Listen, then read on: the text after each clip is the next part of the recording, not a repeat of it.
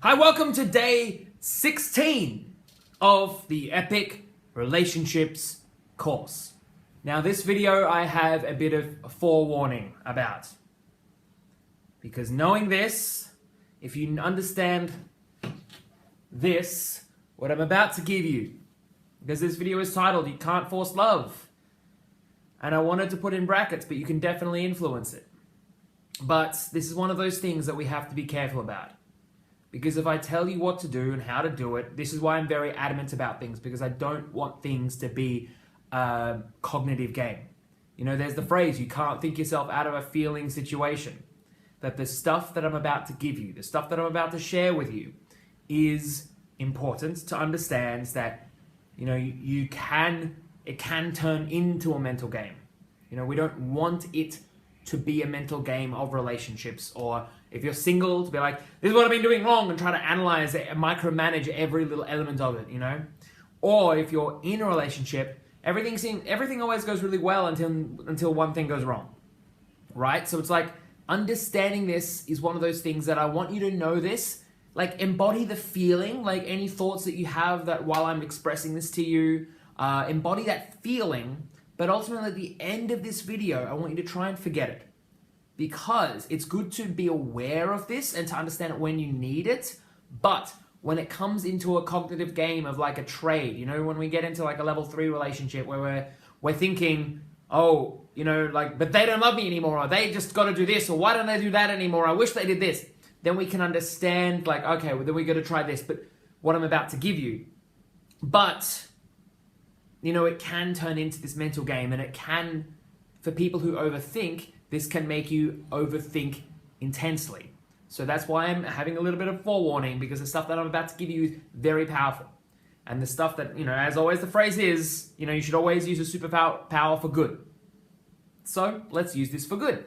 So this is titled that you can't force love, but you can definitely influence it. What the hell does that mean? Well, over here I have this thing called a ladder. And imagine your relationships are like a ladder. You know, at the start, you got what? You got you just meet each other. Then after this, you got like, oh, let's flirt. Let's have a conversation. Let's go out on a date. What happens next? You know, this is the whole social narrative thing of whatever narrative you want specifically. What happens next? We have, what's a good example? Let's go on a date. Let's meet each other's friends. Let's continue dating. Meet friends. Go out, whatever. Like whatever the ladder is, basically. And so remember what we talked about, challenges. We've been talking a lot about challenges and connection with people, right? So this is the whole connection section, which I love the phrase, connection section. Basically, now remember, this is why I have to say this is very, very fundamental to warn you guys about, because basis of connection, just think of it. If you've got a pen and paper, write this down. Caring creates connection, right? Caring creates connection. And so what we want to do is view this, what I'm about to give you, in a sense of caring. Because it's like, you could use this to get attention. You could use this to create a relationship, or you could use this to care about someone. Because, for example, if you're at here, right? This is the terrible one. If you're here, right? Which might be for you that you're looking for something a little bit more serious. And he's here. Jumping from here to here will not do you any good. Because it's too much of a jump. I don't know if you've ever tried that. Like, some people are really good at jumping multiple steps at a time. And here's the truth. Some aren't. So if that's the case, what you got to do is understand whatever step this is. Right? This is the whole idea of challenges. If jumping from here to here is too much, we drop the challenge. So there might be that if you want him to hang out with your friends and he's not ready for it, what you do is you just simply put it here, which might, like a halfway point, which might be that, you know, you spend more time with each other until he's more comfortable. That's the case. So a lot of times we have relationship issues when we're trying to force our partner down something that's they're not ready for. We might think like, but you know what, if I don't force them, it'll never happen. And this happens. But most of the time, what I'm going to say is, because we tried to make it too quick for them, it's like, that's when they're like, okay, you want to hear? No, I can't do it. We're going to stop the relationship. That's it. We're going to break up because you're not letting me do it at my own pace. And so this is what I mean by the whole thing of challenges, and this basically, having this ladder, is that when knowing where, I'm going to put the sound off, you know where someone is at, right? And you can help them go up the ladder, which might mean that if it's too much, you drop the thing. So to understand this in more of a real life term, if you have a social connection with someone, right? And you want to get to know them more intimately, don't jump to intimacy, jump to just being social. Like jump to whatever level they're at and then step it up from there. You know, in some schools they call this a yes ladder because it's much easier for people to say yes to one thing, to another thing, to another thing, to another thing, to another thing if they say yes to that first thing. But this is what I mean. We don't want to play this mental game. We don't want to... I'm always a fan of not bullshit games, but this is the reason why I teach this is because of empathy. Because I want people to understand that sometimes what they're asking is a bit too much. You know, and every time that I've screwed up, right? Because I'm only human. Every time I've screwed up in my own relationships or I've done something wrong, it's because I've asked too much too quickly. You know, I've asked too much and it's like, oh, we're not going to get the case. And the thing is, it's funny because then you're like, but I'm not going to get the relationship that I want. I'm not going to get my connection style. And the truth is, you're probably going to get it anyway if you let that person have the time to do it. You know, if we let go, this is the whole idea of like letting go of the image we have in our head. Because when we let go of the image we have in our head, sometimes then we can see what immediate action needs to happen. And sometimes just people need more time with you. You know, if you're single, right? And someone, you know, you're not really getting the relationship that you want, it's because you're pushing it too quickly, right? It's like, I think you go on a date with someone and every time you're like, why isn't this the man of my dreams? And the guy's like, I just met you and this is crazy, but I just met you and this is crazy. So it's good to understand that with relationships, it does have a certain step ladder, right? And this comes down to even starting conversations. If you're quite social, if you're feeling a bit nervous, sometimes it's too soon for you. Sometimes you don't have the energy for it. But there are also times where you're interacting with someone and, how do I say this? It's like, you know, you're mentally jumping the gun. Like you just met the person, you're meant to just have a social interaction with that person, and that's it. So this is what I mean by sometimes it's okay if you're in a relationship. It's actually okay to communicate what you need. So communicating what you need might come with a simple question like, hey, so-and-so, I just need a hug right now. Hey, so-and-so, I just need you to listen. And you might say that, but I've said that before and he never listens. You know, time. You didn't say it enough. Imagine if people's minds are like a train, right? People's minds are like a train and their train just keeps going and going and going and going and going and going and going and going because that's the train of our life. Two things slow down that train so people can be present with you. The first thing is being aware that the train is going. That's how you slow down the train of your own mind. To slow down someone else's train, you have to pull the brakes. So the pull the brakes might be, hey, I know that's what you said, but this is what I need right now. You know, for example, I actually have this a lot in coaching where I ask someone a question like, hey, you know, what do you have to do to make this happen? And they're like, well, I don't know because I'm going to freak out. It's like, no, I didn't ask you the question, what do you want to freak out about? I said, what do you have to do to make this happen? And it's like you bring the awareness back to the present moment with someone and they can understand it. So that's basically it. So it's really interesting to understand this. When you understand this level, when you understand this ladder, right, you can step things up very slowly. And I'm trying to give you more real world examples so you can understand this. Another example might be that try to figure out, what are we? You know, are we together? Are we not? And everyone always freaks out about that question. Truth is, if you ask that question and he's like, I don't know, it might mean that he just needs more time. So you can say, okay, cool, don't worry about it. Because he'll probably eventually give you what you want if you let go of what you want. As the Friedrich Nietzsche quote says, the more you let go of yourself, the less others want to let go of you. And I live and breathe by that, and I've seen so many results in people's lives from this. So it's so important to know. So one thing I really want to share though is like, but if I'm going to let go of what I want, how do I trust the other person? Well, I want to introduce you to two language styles. And this comes under the impression that people are always telling the truth. You might say that, but Harvey, people lie. People lie all the time. People are always telling the truth. And I believe this because they'll either tell it to you implicitly or they'll show it to you I got that wrong, sorry. They'll tell it to you explicitly or they'll show it to you implicitly. So that's where people say they're lying, but truth be told, they're actually leaving clues. And this is where the mental games come in. But he did this. He doesn't text me as much as he used to. Why does he do this? What do I do now? Things like that. Well, if he's dropped down a ladder, you drop down a ladder. Because otherwise we're over-investing and we're going to flood the seed. We're going to, like I said before with the plant metaphor, if you're a plant, right? If you're watering a tree, giving it the same amount of water here as it is here will drown it. So that way, if we're here, we can conserve our energy and just match the person, which might be hard because you might be here and you might have an issue and you jump back a few steps. That might be hard, but if that's the case, it's have faith that you just got to water it the right amount. Sometimes it's hard. Sometimes it's extremely hard. When you're in a situation and you feel like it's hopeless or you feel like you're just putting in all the effort and they're not putting anything in return, sometimes you're putting in too much effort.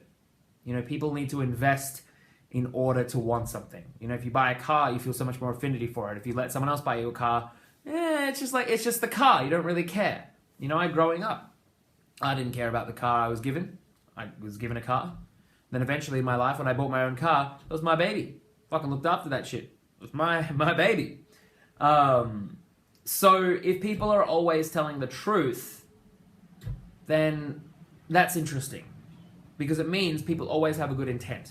And the truth be told is people are always doing their best with what they know how. And they're always just looking to heal. They're always just looking to grow. They're always just looking to laugh. They're always looking to love. They're always looking to learn. But in the best they know how. For example, a guy.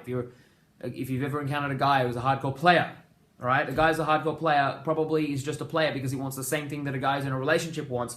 Only he's chosen that that's how he gets it.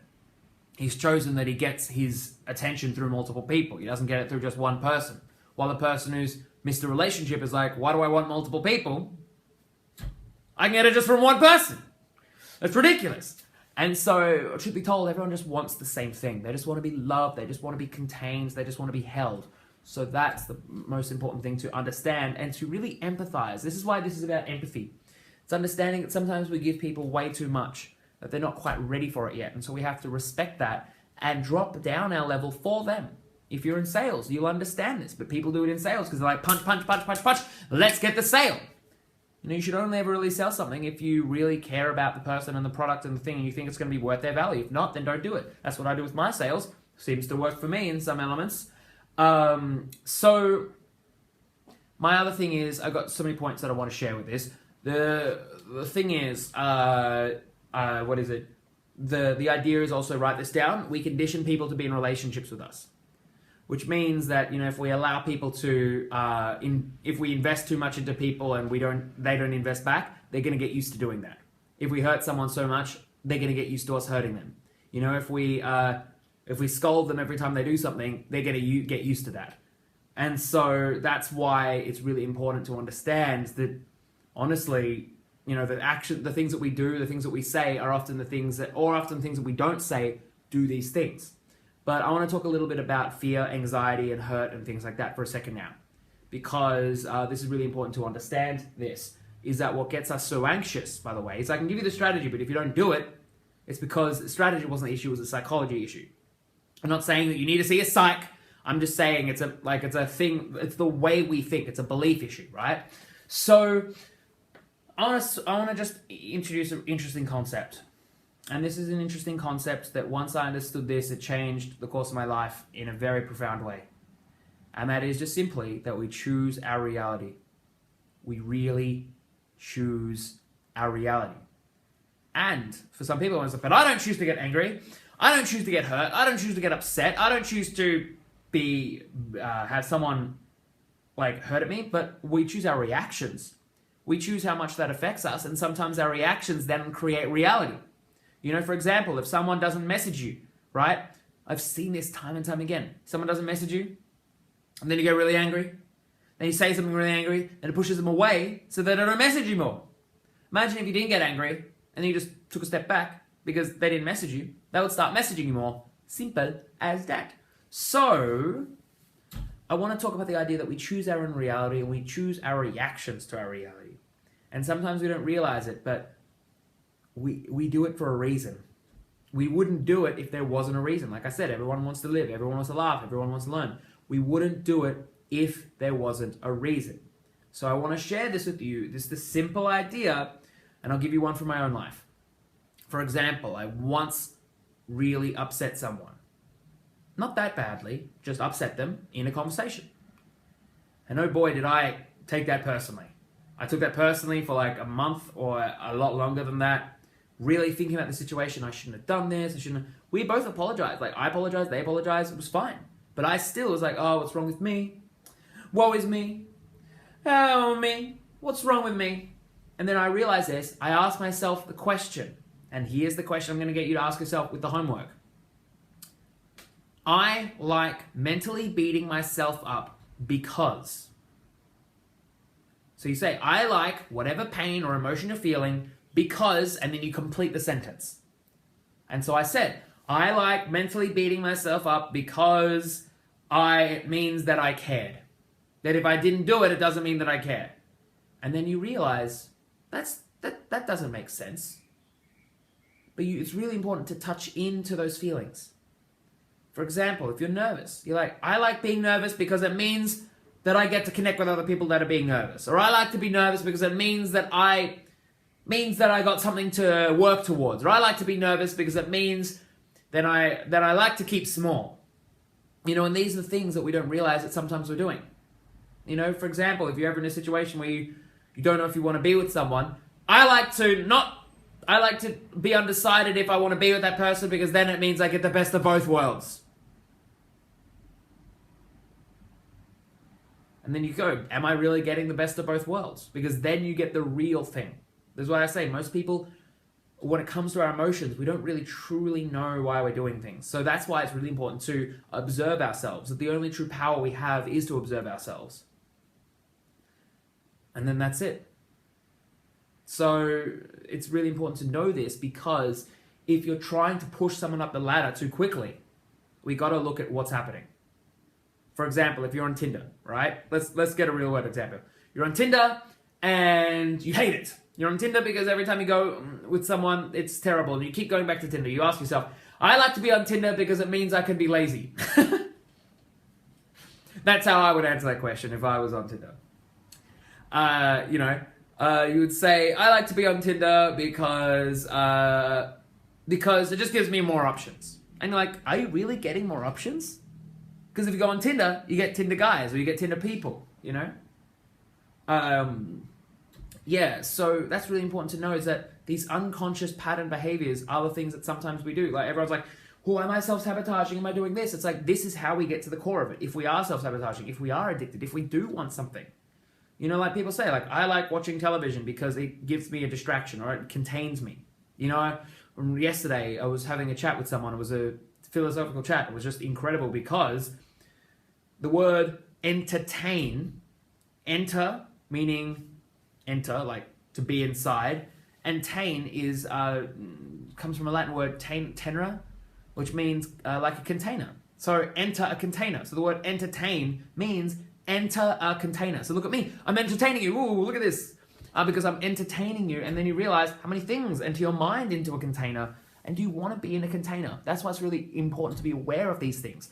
So how does this apply to your real world? Well, let's get some real homework going. So the first one is identify a limiting belief that is holding you back. Or a belief that is holding you back. Or a feeling that's holding you back. Maybe you're anxious. Maybe you're nervous. Maybe you're excited. Maybe you're closed off. And so we've got to ask ourselves, I like this because, and you do it at least 5 times. You just have to do it with one thing. If you're crazy, you can do it with 10 things. But if you just, for the purpose of this, you have to do it with one. So you might say, I like being closed off because it means I don't have to try. I like being closed off because it means I don't have to, I don't get hurt. I like to be closed off because it means I can be safe. I like to be closed off because it means I can connect with other closed off people as well, that I have a tribe. The answer is yours. Identify what you need to do. The next question is, when was a time that your current partner or an ex-partner, whatever most suits the question, was being implicit about what they needed? So they didn't tell you what they needed. They were showing you through their actions, whether or not they did a very good job of it, but they were showing you. And when was a time that you were implicit with what you needed? When was a time that you were implicit? You know, that maybe you needed someone to listen to you, and so you didn't really say that, but you were just putting yourself in situations where you could be listened to. When was a time that a challenge was too hard? So a step up this ladder was too hard, and how could you have dropped it to a level that that other person could have understood? So when was a time that a challenge was too hard, and how could you have dropped it to a level that that person could have understood or participated in? So, thank you so much for watching, and I will see you tomorrow where we talk about the space between love and connection. All right, thank you so much. See you tomorrow. Bye.